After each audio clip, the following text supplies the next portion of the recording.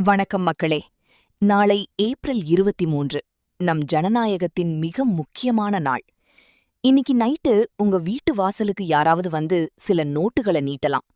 அது உங்க கைக்கு வர்ற வெறும் பணம் இல்ல, உங்க அடுத்த 5 வருஷத்தோட தலையெழுத்து.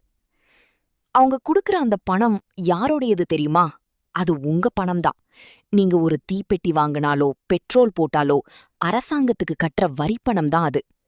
உங்ககிட்ட இருந்தே எடுத்தத உங்ககிட்டயே குடுத்துட்டு அடுத்த 5 வருஷத்துக்கு உங்க உரிமைய பறிக்க பாக்குறாங்க. குடுக்கற காச வாங்கிக்கோங்க, அது உங்க உழைப்போட வரிப்பணம் தான், அதுல தப்பில்ல. ஆனா அந்த 500 ரூபாயோ 1000 ரூபாயோ இன்னும் 2 நாள்ல தீர்ந்துடும்.